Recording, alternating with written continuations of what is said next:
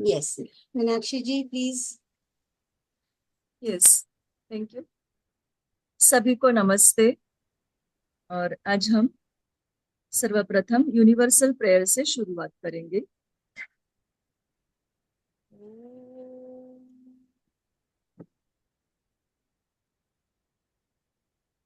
O hidden light, vibrant in every atom. O hidden light, shining in every creature. O hidden love, embracing all in oneness. May each who feels himself as one with thee know he is also one with every other. Shan.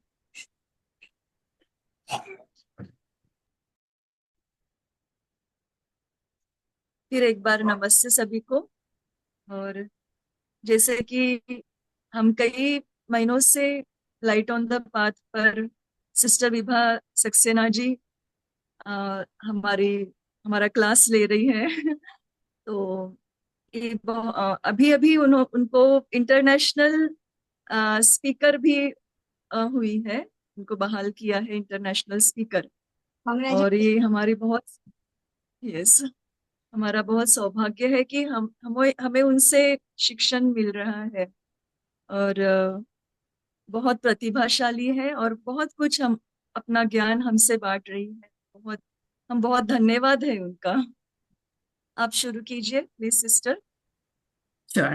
Thank you, Meenakshi ji, and नमस्ते dear brothers and sisters. In fact ये मेरा सौभाग्य है कि जब भी मैं आपके साथ इंटरेक्ट करती हूँ तो उसमें मेरी भी लर्निंग होती है। So it's a two way process, learning experience for both. तो लाइट ऑन द पाथ इस पुस्तक की हम स्टडी कर रहे हैं पिछले कुछ समय से, और इसका पार्ट 1 हमने कंप्लीट कर लिया है। लास्ट सेशन में इसका पार्ट 2 हमने स्टार्ट किया था।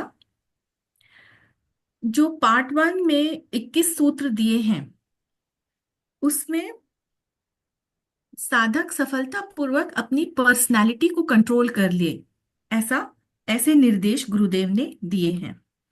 और जब वह ऐसा कर लेता है तब वह हॉल ऑफ लर्निंग में प्रवेश करने योग्य हो जाता है। उसके पूर्व जब तक वह पर्सनालिटी में जीता है तब तक वह हॉल ऑफ इग्नोरेंस में जी रहा है, ऐसा सिंबॉलिकली बताया है। और पर्सनालिटी पर पूरा कंट्रोल इंडिविजुअलिटी के द्वारा जब स्थापित हो जाता है तब वह हॉल ऑफ लर्निंग में प्रवेश करता है। तो फिजिकल प्लेन पर कार्य करने के लिए अभी भी पर्सनालिटी है उसके पास, ऐसा नहीं कि वो डिसॉल्व हो गई या उसने छोड़ दिया, लेकिन वह पर्सनालिटी अब एक उपयुक्त साधन है। और इसके साथ ही स्थूल शरीर की चेतना से वह मुक्त होकर स्वतंत्र रूप से सूक्ष्म लोक में भी कार्य करने की क्षमता उसमें आ जाती है। जब उसकी दीक्षा होती है तब उसने अपने फ्यूचर सेल्फ की एक झलक देखी है। साधक को अपने फ्यूचर सेल्फ की झलक दिखती है जो कि सूर्य देव यानी सोलर लोगोस के समान है। और उसी फ्यूचर की ओर उसको अब आगे बढ़ना है। उसके अंतर्मन की वाणी जो है वह उसको प्रेरणा देती है। तो इस पुस्तक के भाग 2 में जो ये 21 सूत्र अब दिए हैं, इनकी सहायता से शिष्य अब इस पथ पर अपने लक्ष्य की ओर आगे बढ़ता है, फ्यूचर की ओर। तो इस पार्ट 2 के जो 21 सूत्र हैं उसका अब हम अध्ययन करेंगे।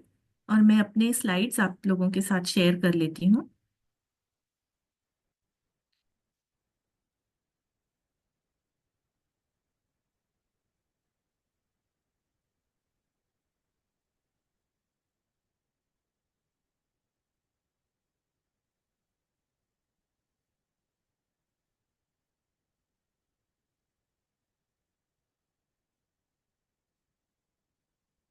तो पार्ट 2 का हमने जो इनिशियल इंट्रोडक्शन है वो कंप्लीट कर लिया था पिछले सेशन में।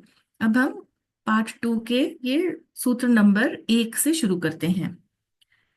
गुरुदेव कहते हैं, stand aside in the coming battle and though thou fightest be not thou the warrior, look for the warrior and let him fight in thee, take his orders for battle and obey them. तो ये warrior कौन है, किस warrior की बात हो रही है? वॉरियर ही शिष्य का फ्यूचर सेल्फ है। भविष्य में शिष्य अडेप्टशिप प्राप्त कर सके और फिर उसके आगे और उन्नति करके अंततः वह अपने मोनाडिक जीवन को प्राप्त होगा। तो यह मोनाडिक सेल्फ ही उसका वॉरियर है। जो पहले 3 सूत्र दिए हैं वो शिष्य के जीवन में आगे आने वाले संग्राम को संकेत करते हैं। आगे आने वाला संग्राम और उसमें लड़ने वाले योद्धा के बारे में ये सूत्र हमें बताते हैं, और इसी की व्याख्या गुरुदेव ने चौथे श्लोक में की है। इसलिए इन चारों सूत्रों को हम एक साथ समझेंगे। गुरुदेव शिष्य को उसके फ्यूचर लाइफ, आगामी जीवन के संग्राम के विषय में बताते हुए कहते हैं कि उसमें शिष्य को साक्षी भाव रखना चाहिए। वे कहते हैं stand aside in the coming battle, साक्षी भाव रखना।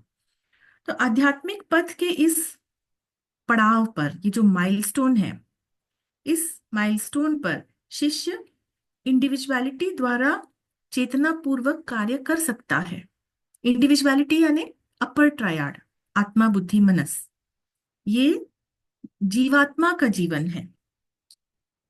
और भले ही देहात्मा पर उसने पूर्ण विजय प्राप्त की है, परंतु जो मानसिक प्रिंसिपल है उसके कारण शिष्य में एक पृथकता का भाव, सेपरेटनेस, वह बना रहता है, और साथ ही उसमें कर्तापन, डूअरशिप का भाव भी बना रहता है।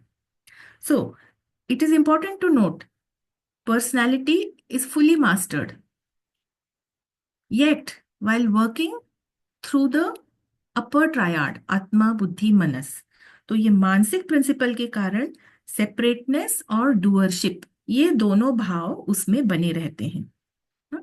सेपरेटनेस का भाव मतलब क्या? That me and not me, यही उसकी इंडिविजुअलिटी है। मैं इंडिविजुअल हूं, अलग हूं, तो मी एंड नॉट मी। और नोशन ऑफ डूअरशिप, कि ये कार्य मैंने किया, मैं प्रोग्रेस कर रहा हूं, मैं आगे बढ़ रहा हूं, या मैं साधना कर रहा हूं, तो ये है नोशन ऑफ इंडिविजुअलिटी। जीवात्मा के कार्य जो हैं वो इसी भाव से प्रभावित रहते हैं। तो यद्यपि वह अपने हायर ट्रायड, हायर सेल्फ, आत्मा बुद्धि मनस से कार्य करता है, तो भी उसके जो कार्य हैं वो इस भाव से प्रभावित होते हैं। और इस भाव से मुक्ति पाना ही, कौन सा भाव? That I am the doer, यही उसका अगला युद्ध है। इस भाव से मुक्ति पाने का मतलब ही विशुद्ध आत्मा यानी मोनाडिक सेल्फ, जो आत्मा बुद्धि, ये मोनाडिक सेल्फ जो है उससे एकात्म्य प्राप्त करना। ये डुअरशिप या अहम भाव से मुक्ति पाने का मतलब है मोनाडिक सेल्फ से एक हो जाना। इंडिविजुअलिटी और मानसिक consciousness, it has to become one with the monadic consciousness.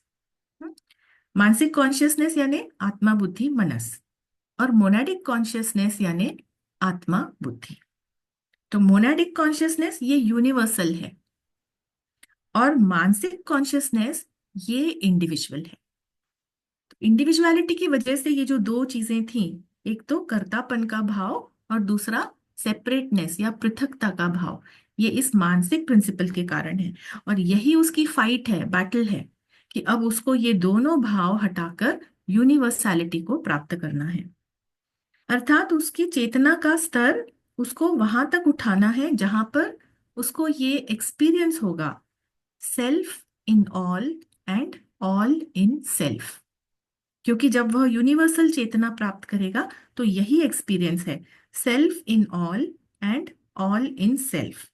इस सत्य का उसको साक्षात अनुभव होगा। तो अब शिष्य के लिए यही उसके आगामी जीवन का युद्ध है, जीवात्मा और विशुद्ध आत्मा के बीच। और यह शिष्य के अंतर्मन का युद्ध है, एक इंटरनल बैटल है।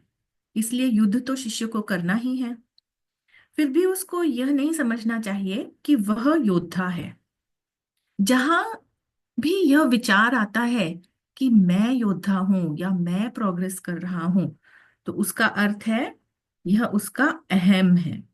उसका जो इंडिविजुअलिटी है, इसका कारण उसका मानसिक प्रिंसिपल है। किंतु असली योद्धा कौन है? उसका मोनाडिक सेल्फ, विशुद्ध आत्मा, वही वॉरियर है। मोनाडिक सेल्फ इज द वॉरियर। इसलिए शिष्य को यानी जीवात्मा को अपने भीतर विशुद्ध आत्मा का अवलोकन करना है और उसको ही असली योद्धा मानना चाहिए। गुरुदेव कहते हैं, look for the warrior and let him fight in thee. यानी विशुद्ध आत्मा का अवलोकन करना और उसको असली योद्धा मानना। तो शिष्य इस आगामी जीवन संग्राम में ये अपने मोनाडिक सेल्फ द्वारा दिए गए आदेश को मानकर उसका पालन करे, ऐसा गुरुदेव कहते हैं। Take his orders for battle and obey them. चौथे सूत्र में गुरुदेव ने कहा है, ओबे him not as though he were a general, but as though he were thyself, and his spoken words were the utterance of thy secret desires, for he is thyself, yet infinitely wiser and strong than thyself. तो विशुद्ध आत्मा को स्वयं से अलग एक कोई जैसे सेनापति हो ऐसा मानकर उसकी आज्ञा का पालन नहीं करना है, बल्कि उसकी आज्ञा का पालन इस प्रकार करना है मानो वह तुम्हारा ही स्वरूप है, उसके शब्द तुम्हारी ही गुप्त इच्छाएं हैं, क्योंकि वास्तव में यही सत्य है। अंतर केवल इतना है कि वह तुमसे यानी मोनाडिक सेल्फ वह तुमसे अनंत गुना अधिक बुद्धिमान और शक्तिशाली है, क्योंकि अभी तुम्हारी आइडेंटिटी किसके साथ है?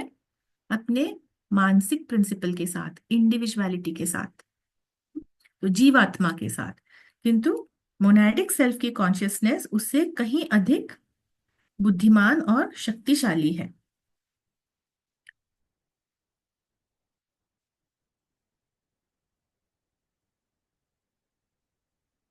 आगे गुरुदेव लिखते हैं, look for him else in the fever and Hari of the fight thou mayst pass him, and he will not know thee unless thou knowest him। गुरुदेव शिष्य को विशुद्ध आत्मा की चेतना का अवलोकन करने के लिए कहते हैं, लुक फॉर हिम, उसको ढूंढो। क्या ढूंढना है उसको? बुद्धि लोक की चेतना। लेकिन बुद्धि लोक की चेतना का प्रकाश तो सदा विद्यमान है। ऐसा नहीं है कि वह लुप्त है, किंतु इस कर्तापन के अहम भाव से जो जब जीवात्मा कार्यशील रहती है तब उसको वह प्रकाश, बुद्धि का प्रकाश उसको दिखाई नहीं देता, वह प्रकाश अनदेखा रह जाता है। जब तक जीवात्मा स्वयं प्रयत्न पूर्वक विशुद्ध आत्मा को नहीं जानेगी, तब तक विशुद्ध आत्मा का प्रकाश भी जीवात्मा पर प्रभाव नहीं डाल पाएगा। Which means he will not know thee unless thou knowest him. If thy cry reach his listening ear, then will he fight in thee and fill the dull void within. And if this is so, then canst thou go through the fight, cool and unwearied, standing aside and letting him battle for thee. Then it will be impossible for thee to strike one blow amiss.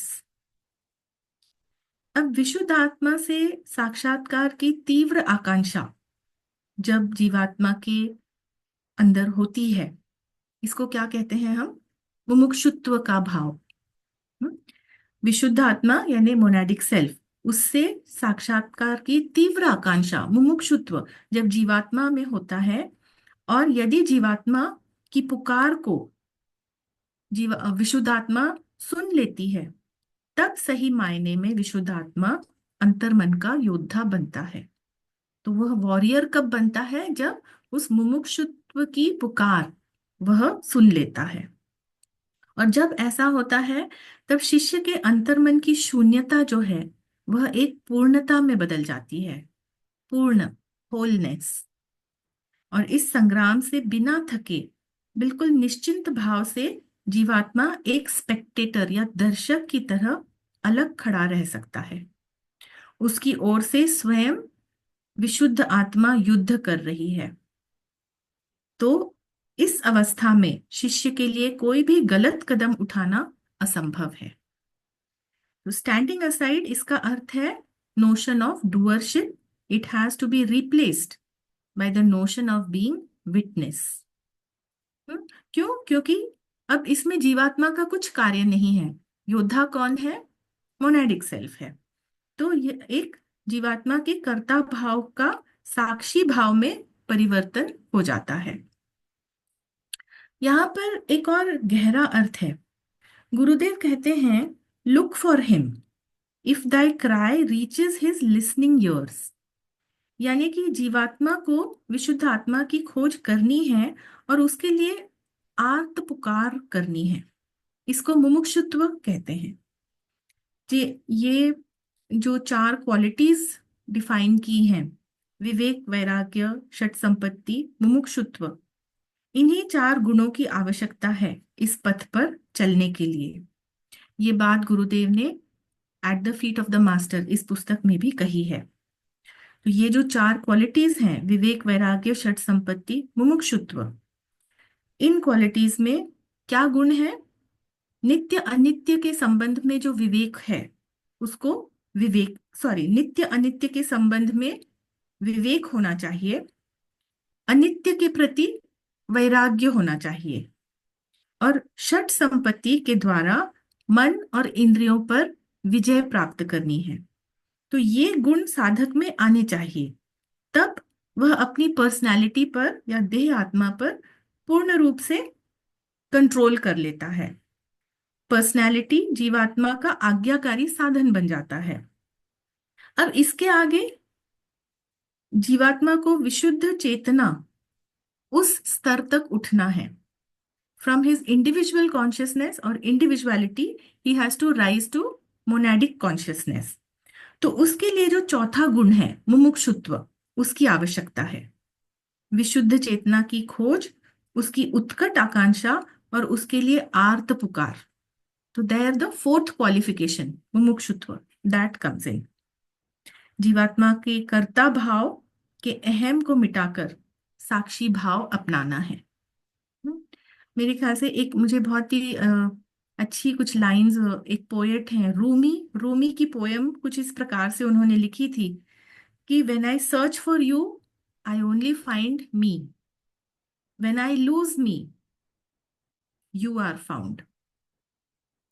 तो ये कुछ इसी प्रकार है कि जब हम अहम को भुला देते हैं तभी हमें वह मोनेडिक कॉन्शियसनेस या यूनिवर्सल कॉन्शियसनेस प्राप्त होती है। Last point on this slide, but if thou look not for him, if thou pass him by, then there is no safeguard for thee. Thy brain will reel, thy heart grow uncertain, and in the dust of the battlefield, thy sight and senses will fail, and thou will not know thy friends from thy enemies. जीवात्मा का विशुद्ध आत्मा से एक होने का अर्थ है कि इंडिविजुअल एग्जिस्टेंस से यूनिवर्सल एग्जिस्टेंस की प्राप्ति।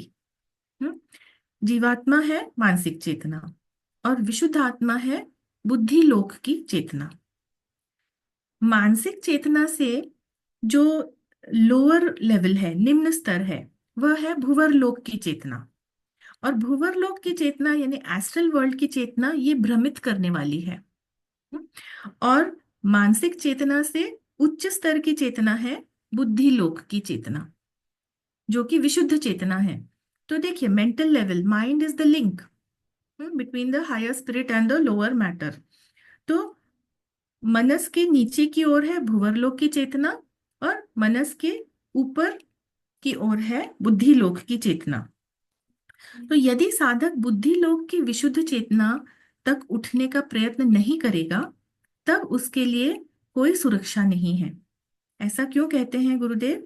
क्योंकि भुवर लोक की भ्रमित करने वाली शक्तियां, उसकी वजह से साधक का दिमाग लड़खड़ा सकता है, उसका दिल अनिश्चित हो सकता है। We should recall in our previous session हमने कहा था कि हॉल ऑफ लर्निंग का आरंभ भुवर लोक से होता है। तो उसमें प्रवेश करने के बाद मानसिक चेतना को बुद्धि लोक तक उठाना ही है। अन्यथा ये जो भ्रमित करने वाली भूवरलोक की शक्तियां हैं वह साधक के मनस पर असर कर सकती हैं। चेतना को भूवरलोक के प्रभाव से निकालकर बुद्धि लोक तक ले जाने का युद्ध, यही साधक को अब करना है। और यदि वह ऐसा नहीं करता, तब इस रणभूमि की धूल में उसकी दृष्टि और उसकी इंद्रियां विफल हो जाएंगी और वह अपने दोस्त और दुश्मन के बीच भी अंतर नहीं कर पाएगा। तो ये जो एस्ट्रल विजन और एस्ट्रल सेंसेस हैं, these are very easily prone to illusion. Astral world is a world of illusion and glamour. और उस लोक में, भुवर लोक में या एस्ट्रल लोक में, there are many powers of darkness. They will interpose as your friend. That is why you will be deceived. You will not know friend from foe. ऐसे बहुत उदाहरण आए हैं महात्मा लेटर्स में, किस प्रकार जो एस्पिरेंट्स थे, किस प्रकार वो अपने पथ से भटक जाते हैं इस वजह से।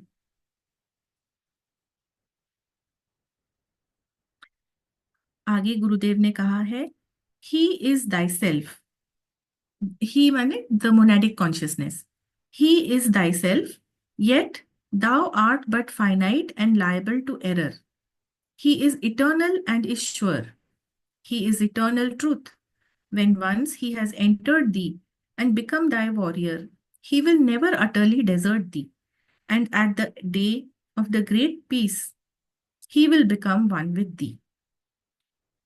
गुरुदेव कह रहे हैं, विशुद्ध आत्मा की चेतना वह तुम ही हो, किंतु जीवात्मा के रूप में तुम सीमित हो। क्यों सीमित हो? मानसिक प्रिंसिपल की वजह से।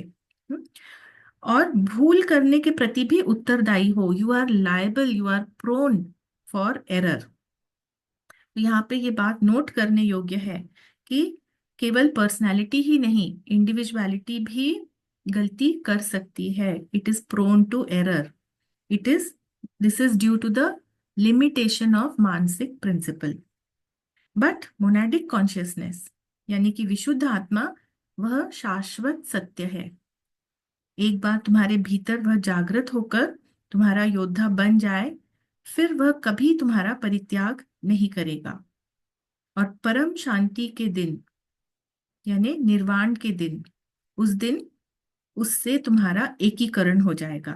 Your consciousness will merge in the monadic consciousness, that is termed as the day of nirvana, परम शांति और ultimate bliss.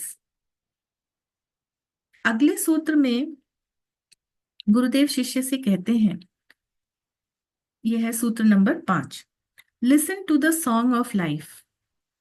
Note, look for it and listen to it first in your own heart. At first, you may say, it is not here. When I search, I find only discord. Look deeper. If again you are disappointed, pause and look deeper again. There is a natural melody, an obscure fount in every human heart. It may be hidden over and utterly concealed and silenced, but it is there. At the very base of nature, you will find faith, hope, and love. गुरुदेव शिष्य से जीवन का संगीत सुनने के लिए कहते हैं। तो जीवन क्या है और जीवन का संगीत क्या है, इसके बारे में हमें क्लैरिटी होनी चाहिए। और क्यों हमें वह संगीत सुनने की चेष्टा करनी चाहिए? तो यह जानने के लिए है कि आप फिलोसफी में जैसा बतलाया है, ब्रह्मांड की रचना आदि शक्ति से होती है और उसका स्रोत है शाश्वत मूल प्रकृति। इसी को उपनिषदों में शब्द ब्रह्म कहा है, जो नाद है, जो संपूर्ण ब्रह्मांड को बनाए रखता है। Sound holds the form together. यह है प्रणव, प्रणव का नाद। और यह अनाहत नाद न सिर्फ पूरे ब्रह्मांड में निरंतर गूंज रहा है, बल्कि यह समस्त जीवों के हृदय में भी विद्यमान है। आपके और हमारे हृदय में भी यह विद्यमान है। अगर यह हमारे हृदय से लुप्त हो जाएगा, तब उस व्यक्ति की, जिसके हृदय से यह लुप्त हो जाता है अनाहत नाद, उस व्यक्ति की मृत्यु, उसका समय निकट आ जाता है। और द सेम एनालॉजी, अगर यह नाद ब्रह्मांड से इसका लोप हो जाता है, तब संपूर्ण सृष्टि प्रलय में चली जाती है। तो जो जिसे हम इंडिविजुअल डेथ कहते हैं, at the macrocosmic level it is the universal pralaya. Okay, why? Because just as the body disintegrates, the entire cosmos will also dissolve. तो इसके लुप्त होने से जीवन समाप्त हो जाता है, और इसीलिए यह आदि अनाहत नाद, यही जीवन का संगीत है, क्योंकि वह जब तक है तब तक जीवन है।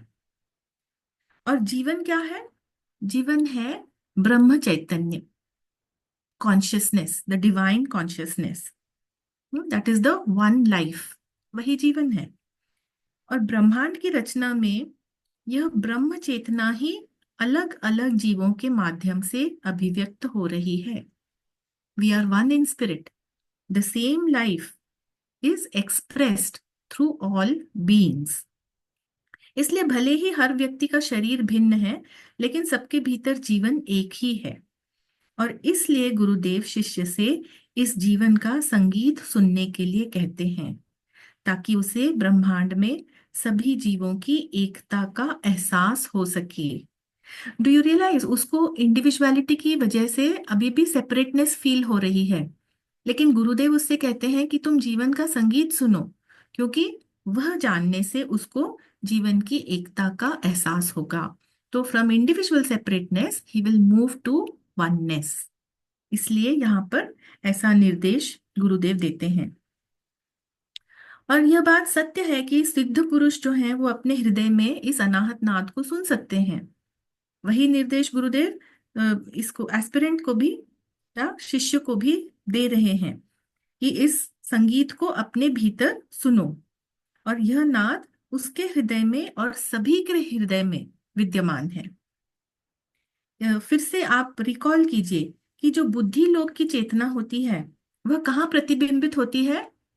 फिजिकल प्लेन पर वह हृदय में प्रतिबिंबित होती है। बुद्धिक consciousness is reflected in the heart, और मानसिक चेतना जो है वह प्रतिबिंबित होती है हमारे मस्तिष्क में, in the head. Okay, mental consciousness is reflected in head and spiritual consciousness is reflected in the heart. तो बुद्धि लोक की जो चेतना है जो हृदय में प्रतिबिंबित होती है वह आत्मा का ही प्रकाश है, बिकॉज बुद्धि इज उपाधि ऑफ आत्मा। तो इसलिए वह आत्मा का ही प्रकाश है, अर्थात वही ब्रह्म चैतन्य है या वन लाइफ है। और इसीलिए वह हृदय में जीवन का संगीत है, because it is reflected in the heart. So there is a great truth behind these statements. Gurudev शिष्य से इसी जीवन संगीत को खोजने के लिए कह रहे हैं, और प्रथम इसे स्वयं के हृदय में सुनने के लिए कहते हैं। हो सकता है कि आरंभ में शिष्य को वहां गीत ना सुनाई दे, ना मिले, उसे वहां केवल कलह, झगड़ा, विवाद, इन्हीं चीजों का एहसास हो।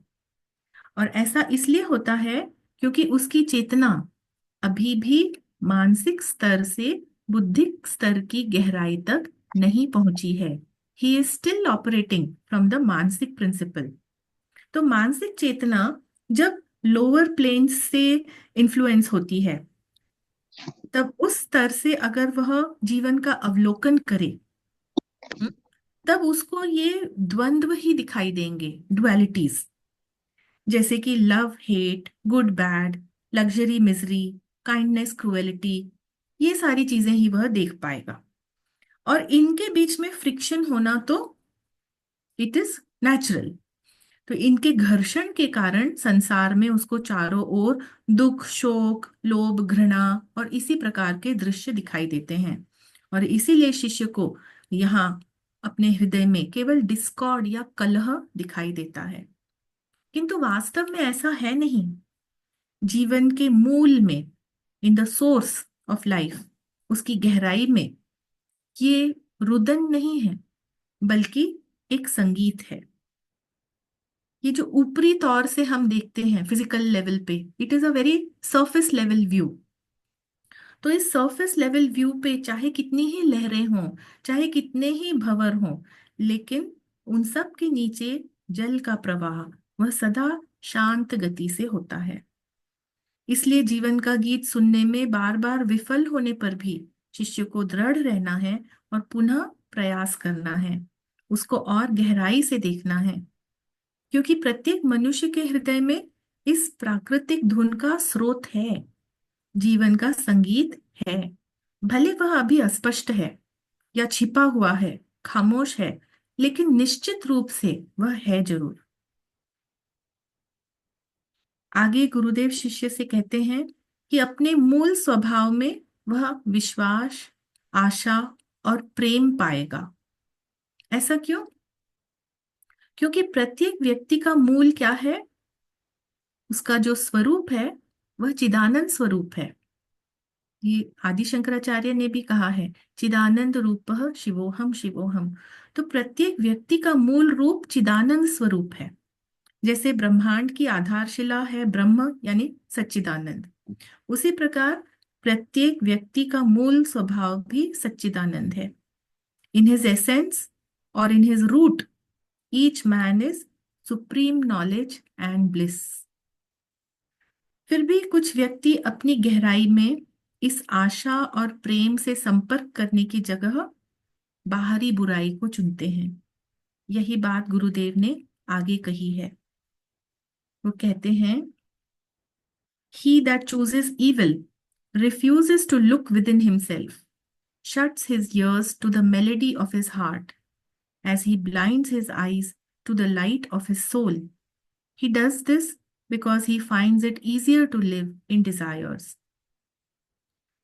तो शिष्य अभी भी अपने जीवात्मा में सक्रिय है, आत्मा बुद्धि मनस। Excuse.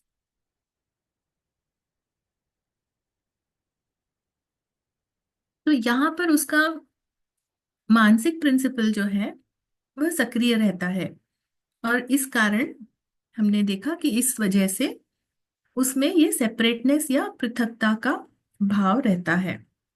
Notion of individual separateness due to आत्मा बुद्धि मनस।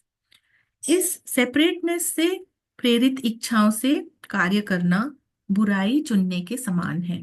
This is the error which individuality is liable to.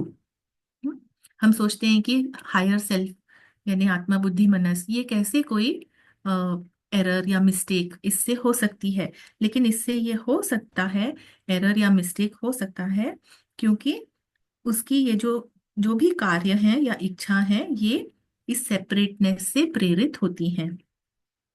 तो जीवन के संगीत के प्रति शिष्य ने यानी कि जीवात्मा ने अपने कान बंद कर रखे हैं, आत्म प्रकाश के प्रति उसने अपने चक्षु बंद कर रखे हैं, क्योंकि स्वयं की गहराई में, स्वयं की गहराई माने बुद्धिक लेवल में, और गहराई में उस बुद्धिक लेवल में स्वयं के मूल स्वभाव यानी यूनिवर्सल लव से संपर्क करना बहुत परिश्रम का कार्य है। उसकी अपेक्षा जीवात्मा को अपने ही सेपरेट इच्छाओं में जीना यह आसान लगता है, लेकिन वह बुराई के समान है, ऐसा गुरुदेव ने कहा है। Which means individuality is not ready to labor. It is not ready to work hard, to go into the depths of his being, to receive the spiritual forces of universal light and love, which comes from the Buddhic principle. The individuality finds it easier to act and live by its own separate and individual choices, which arise out of the Mansik principle. तो ये battle, ये परिश्रम, ये सारा अब इस पथ पर जीवात्मा को, ये उसका कार्य है, ये उसके आगे की जर्नी है। तो ऐसा करने से शिष्य की प्रगति अवरुद्ध हो जाती है।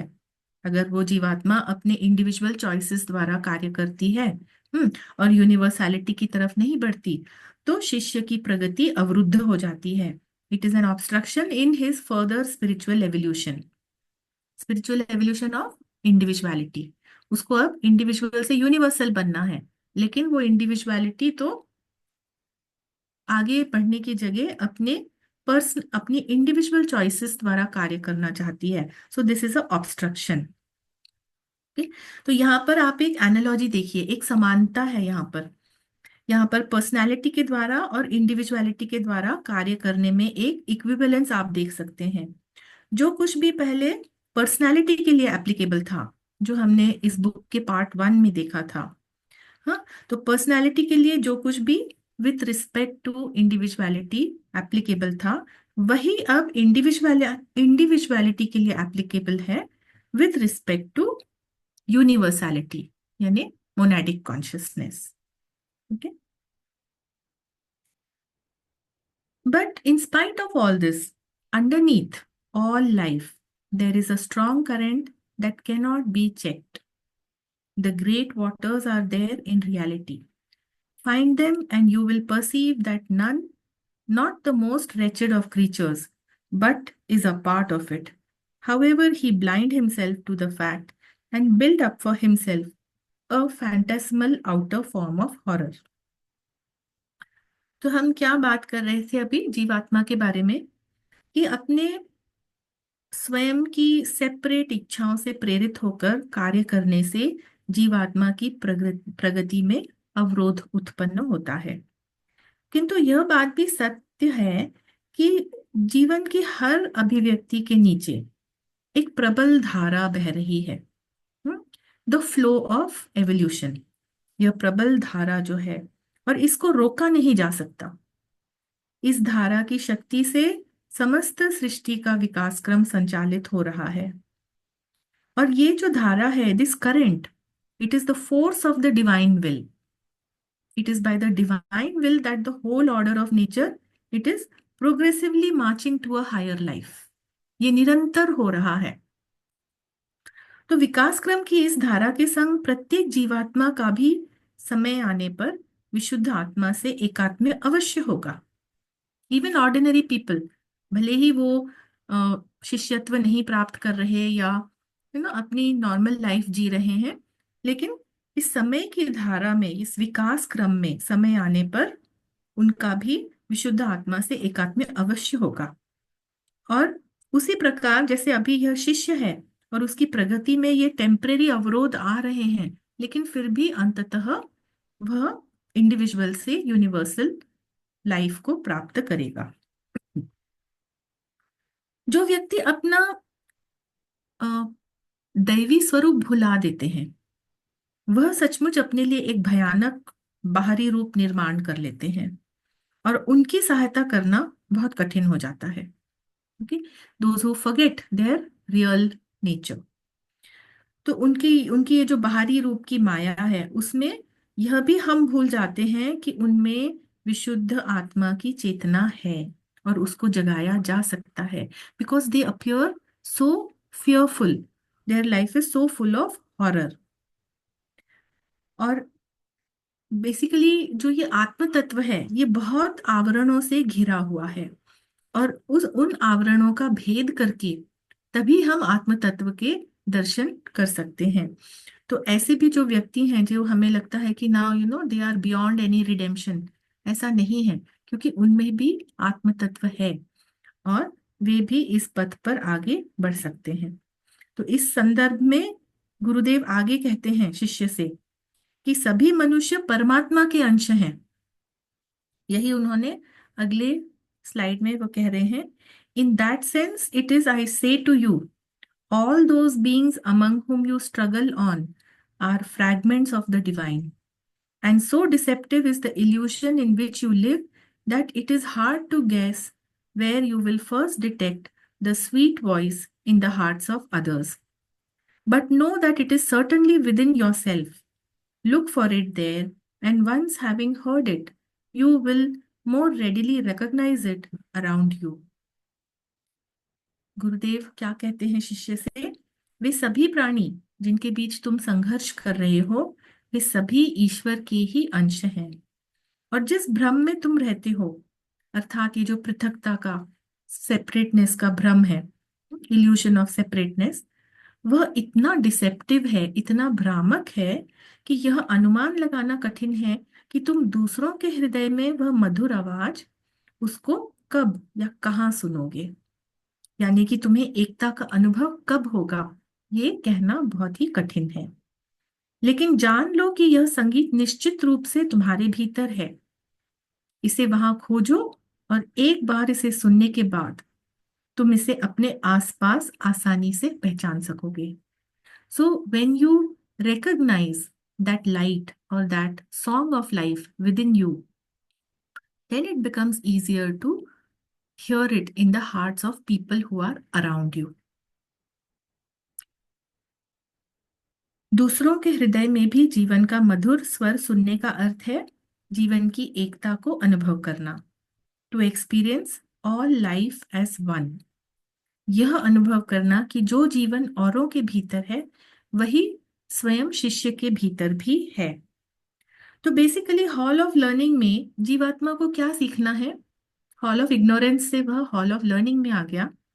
हमने कहा कि अब वह चेतना पूर्वक सूक्ष्म जगत में कार्य कर सकता है, लेकिन अब उसको सीखना क्या है? उसे जीवन की एकता का पाठ सीखना है। Bye experience of oneness of life, यह तभी संभव है जब जीवात्मा स्वयं की गहराई में अपने मूल स्वभाव का साक्षात्कार करेगा।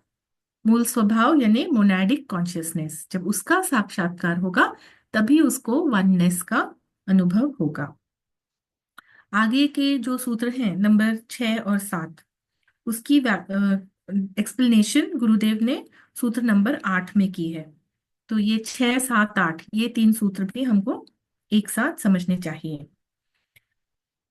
सूत्र नंबर 6, उसमें गुरुदेव कहते हैं, store in your memory the melody you here. जीवन की जो मधुर धुन है जो समस्त जीवों के एक होने का प्रमाण है और जिसे शिष्य ने सुन लिया है, उसे सदैव अपनी स्मृति में रखने के लिए गुरुदेव शिष्य से कहते हैं।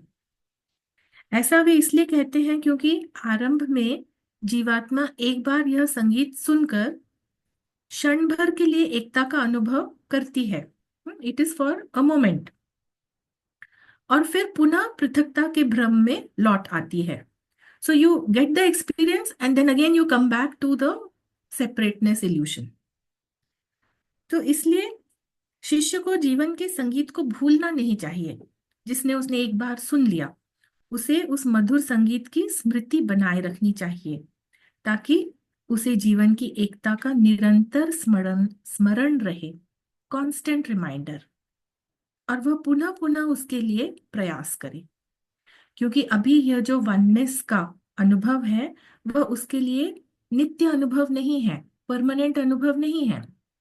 He experiences it and goes back to the illusion. So he has to remember it and try again to make it permanent. When you have tasted the sweetness once, its memory will make you try repeatedly so that you obtain it permanently. इसलिए उसको स्मरण रखना है। Store in your memory the melody you hear. 7th सूत्र में learn from it the lesson of harmony. Lesson of harmony, इसको सीखने के लिए गुरुदेव कह रहे हैं, हर मनुष्य के हृदय से उठती जीवन की मधुर धुन से शिष्य को सामंजस्य का पाठ सीखना है। सामंजस्य यानी हार्मनी। अब आप फॉर एग्जाम्पल कंसिडर म्यूजिक। तो संगीत में 7 स्वर हैं। ये 7 शुद्ध स्वर हैं, सा रे ग म प ध नी। इन 7 स्वरों में से कुछ स्वर कोमल हैं, कुछ स्वर तीव्र भी होते हैं, यानी कि अपनी जो शुद्ध फ्रीक्वेंसी है, शुद्ध स्वर हैं, उससे वे लोअर फ्रीक्वेंसी या हायर फ्रीक्वेंसी पे होते हैं। और इन स्वरों को अलग अलग तरह से मिलाकर उससे सुंदर धुन और सुंदर राग रागिनियां बनती हैं। तो ये स्वर भले ही अलग अलग हों, किंतु उनकी हार्मनी से एक बहुत सुंदर धुन उत्पन्न हो सकती है। और ठीक यही बात जीवन के संगीत पर भी लागू होती है। प्रत्येक मनुष्य के हृदय में भिन्न भिन्न प्रकार से जीवन का संगीत स्पंदित हो रहा है। एक साथ मिलकर सब एक भव्य सिम्फनी बनाते हैं, symphony of the one life. प्रत्येक व्यक्ति के हृदय में उसी वन लाइफ की तरंगे गूंज रही हैं, क्योंकि प्रत्येक व्यक्ति परमात्मा का ही अंश है। He is a necessary part of the whole, and harmony of the parts it makes the whole. एक और दृष्टि से अगर देखा जाए तो मनुष्य प्रकृति का हिस्सा है, और प्रकृति के साथ ही उसका भी विकास होता है। जो डिवाइन विल है, इसे ईश्वर की इच्छा कहते हैं, डिवाइन विल, उसके इम्पल्स से प्रकृति में यह प्रोग्रेस, यह एवोल्यूशन निरंतर चलता है। इसके द्वारा समस्त प्रकृति उच्च चेतना की ओर बढ़ती है। प्रकृति से तारतम्य जोड़कर, उससे सामंजस्य करके मनुष्य भी चेतना की ऊंचाइयों को प्राप्त कर सकता है। So harmony with nature, that will also lead you towards this harmony and progress. अन्य जीवों के साथ तथा प्रकृति के साथ हार्मनी का यही पाठ जीवात्मा को सीखना है और अनुभव करना है। इसको हम्म,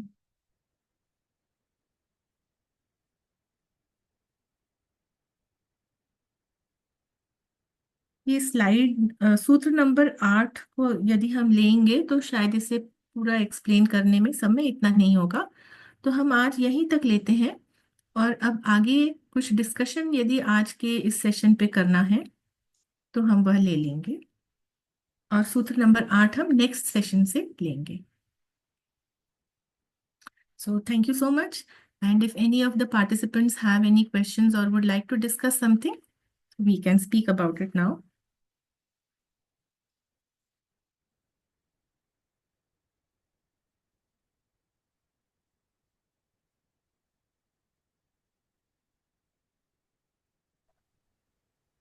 Vibhaji, this is Amitabh.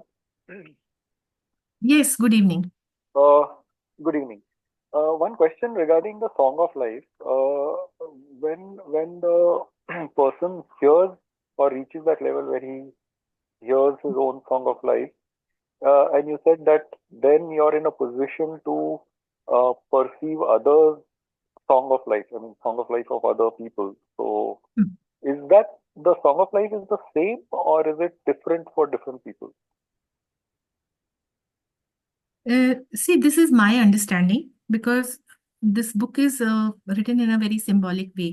तो इसमें जो मेरी क्या समझ के हिसाब से जो अनाहत नाद सबके हृदय में होता है वही सॉन्ग ऑफ लाइफ है।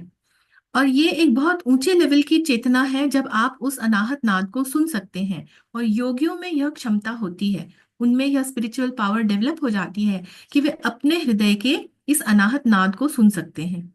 तो जब वो स्वयं का सुन सकते हैं तभी उनमें यह शक्ति भी आती है कि वो दूसरों के हृदय के नाद को भी सुन सकें। So it begins with you first. लेकिन ये साधारण मनुष्य में ये क्षमता नहीं होती, ये बहुत ही ऊंची योगिक साधना है। Yes, that's correct. I understand. Okay, thank you.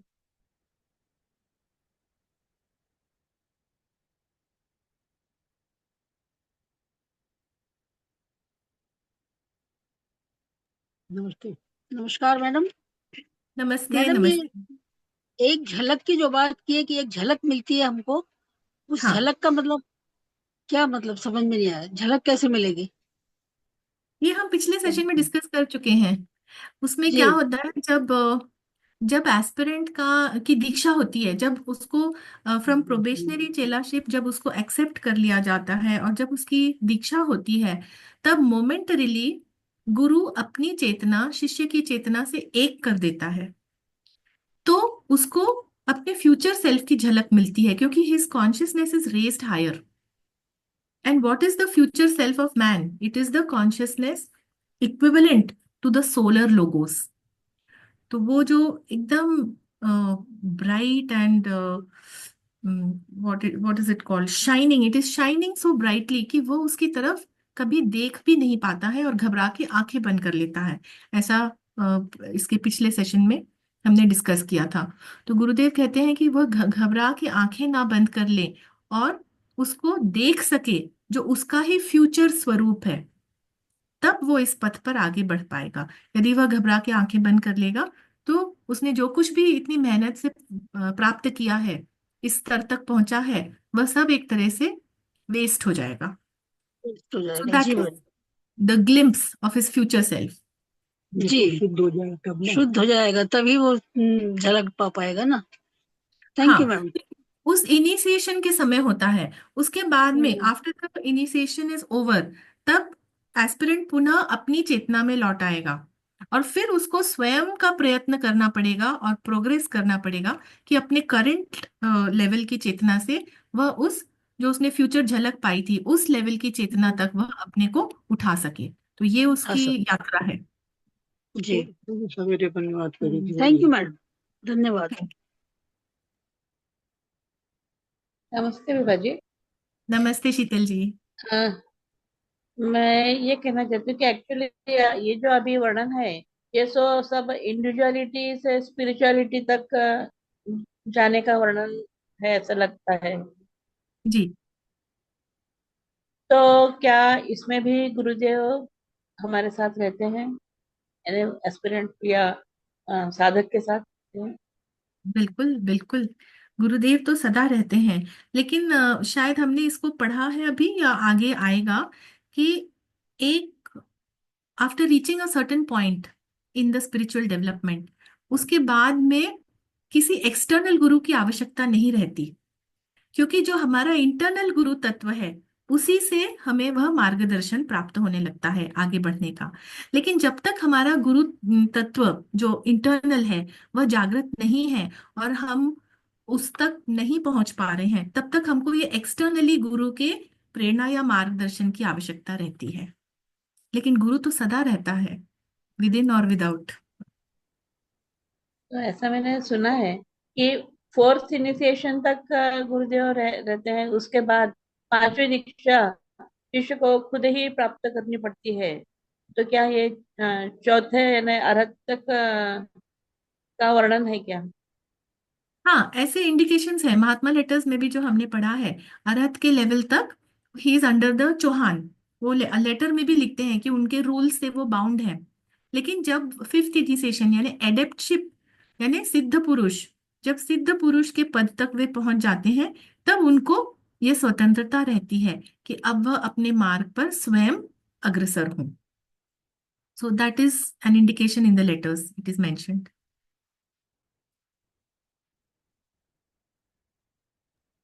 Thank you. Welcome.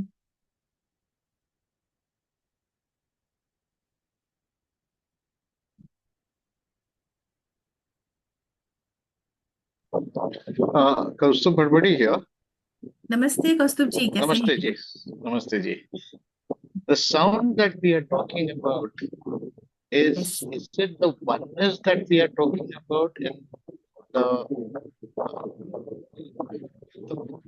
in each one of oneness with the logos? Are we talking about that? And that is the reason we are talking about. You will be able to hear the sound of other songs. That means the unity of that particular individual with the logos. You will be able to realize once you reach a particular level. Is that what it is? See, the whole concept is that there is only the one life, एक ही जीवन Right. है जो सभी जितने भी beings हैं उनके माध्यम से वह अभिव्यक्त हो रहा है। और इसी Right. वन लाइफ में वह साउंड है। उस साउंड को एक्चुअली हमने आगे क्या डिस्क्राइब किया था, see again it is my understanding that it is the sound which holds the form together. Right, तो हमने कहा कि Okay. प्रणव Okay. का नाद है, उसकी वजह से ही यह संपूर्ण ब्रह्मांड अपनी स्थिति में कायम है। अगर वह प्रणव का नाद लोप हो जाएगा तो यह ब्रह्मांड का प्रलय हो जाएगा। Right, so that is the sound which is there in every individual being also. हमारे हृदय में भी है वो, इसीलिए हमारा जीवन है, इसीलिए हमारा यह शरीर है। तो जीवन की एकता और वह साउंड की एकता सब में, that is same. And you are right that So it the is sound is same. Sound is same in everybody. I would say that the nad of that pranav is same, but when it is manifesting on the physical plane, each one has their own qualities, each one is unique. You see, oneness is always at the level of spirit, लेकिन physical level पे जब वो manifest होगा तो उसमें multiplicity रहेगी ही. Right, right. So individual will be there. Right. So when he's talking, यानी हमारे when it is talking about listening to somebody else's heart song, is it the same song throughout with everybody, or why is it called a sound is different in that case? ये तो Song is contemplate different in individual cases. That's what you will be able to hear his sound once you start hearing your own sound. This is what it has been mentioned, right? Yes. Now, if the sound is same for all, it's the same throughout the logos, that means you will be able to understand the oneness in all the things. Is that what it means? Correct. That is right. Okay.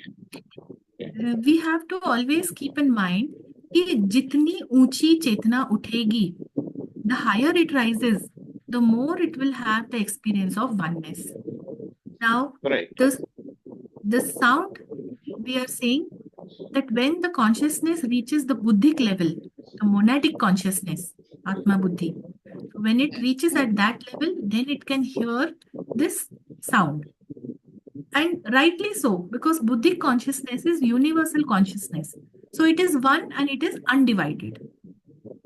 But as you come lower to mental consciousness, you will definitely find that one individuality is different from the other. तो भले वो sound उसमें एक ही है, but उसकी जो अभिव्यक्ति है as individuality, there is a difference. Oh, that's why they are called saying different sounds. You will be able to hear his sound. Correct. Okay. ये पार्ट नंबर 2 में पूरा यही है. इंडिविजुअलिटी यानी आत्मा बुद्धि मनस और वननेस यानी केवल आत्मा बुद्धि. तो माइंड का जो प्रिंसिपल है उसको हमें ट्रांसेंड करना है.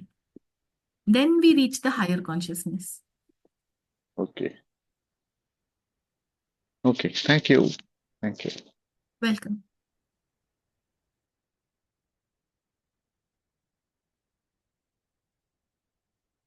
इन सब क्वेश्चंस पे अगर किसी और के कुछ अलग विचार हैं तो वो भी डिस्कस कर सकते हैं, so that we get different views, different perspectives, क्योंकि एक ही पर्सपेक्टिव सही है ऐसा नहीं है.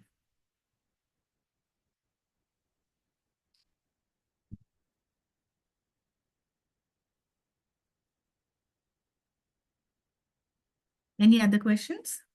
Yeah, you said about different perspectives, but till that time we don't even understand what we are learning. How can we land up having different perspectives on that? Till that time we don't internalize the teachings and understand what they really mean. What does the song mean of life? How can we have a different perspective on that? So I think everyone is just chewing on that at the moment before it gets digested. You know what? When the Mahatmas have given the 4 qualifications, Vivek, Vairagya, Shat Sampatti, Mumukshutva, so they are the qualifications. Then what is the method to get the knowledge? That is Shravan, Manan, Nididhyasan. तो श्रवण हम कर रहे हैं, माने हम बोल रहे हैं, सुन रहे हैं, स्टडी कर रहे हैं, दैट इज श्रवण. अब उसको कॉन्टेम्पलेट करना है ना, तभी तो फिर क्वेश्चंस आएंगे. तो वो मनन बहुत आवश्यक है, तभी फिर एक्सपीरियंस यानी निधिध्यासन होता है. Yeah, that's what it is. So at the moment, we are just sort of chewing on that. The moment it goes on, then probably a different perspective or maybe new questions can arise from there, But this is very profound, the song of life, actually speaking. Today, what I was going to ask, Kaustubh has already asked that question. So I think we all got the answer. Okay, right. What does it mean? Anybody else wishes to ask any question or add? किसी को पूछना है, बताना है, जानना है, please आगे आइए, अनम्यूट करें, बात करें. We can Occupy 2 minutes more maximum.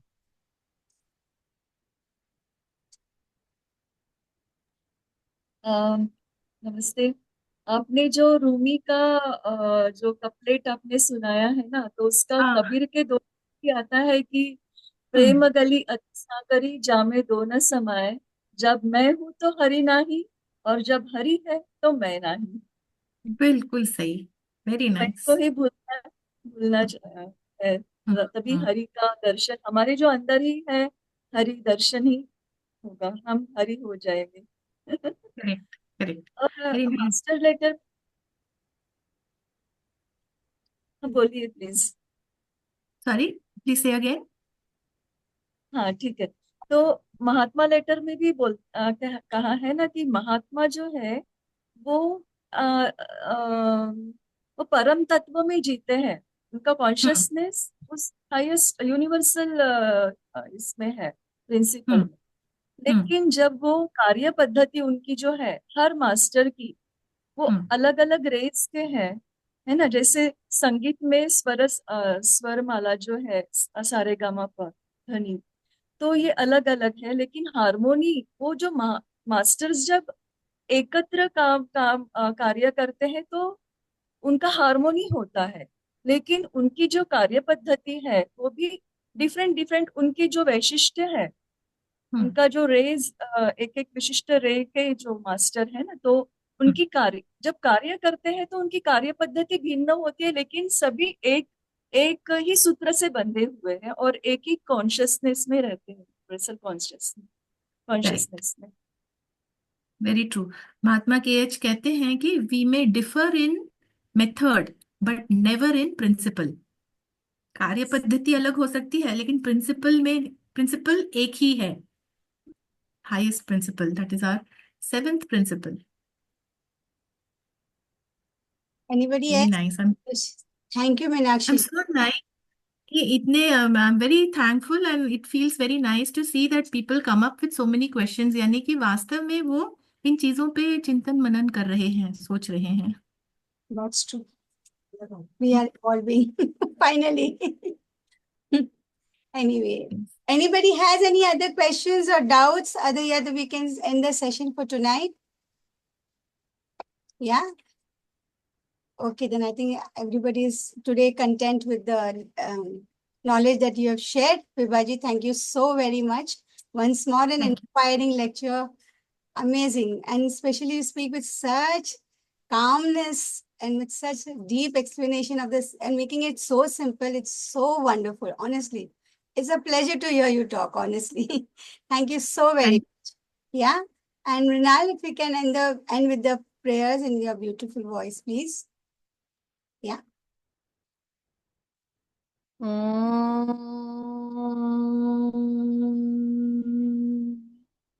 असतो मा सद्गमय तमसो मा ज्योतिर्गमय मृत्योर्मा अमृतं गमय। ॐ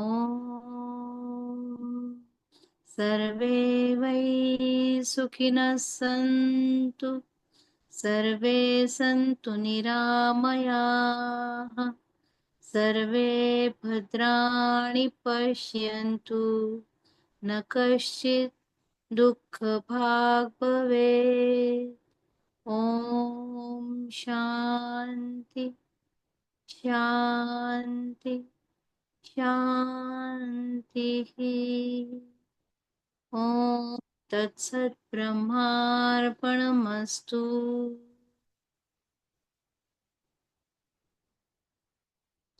Thank you. Thank you, Rinal. Thank Thank you. you, Vibhaji. And thank you, everyone, for attending today's wonderful lecture. See you all next Monday, Thank first you. Monday for Vibhaji's next lecture. Good night, everyone. Thank you. Good night. Good night. Thank you. Thank you. Good night to all. Good night.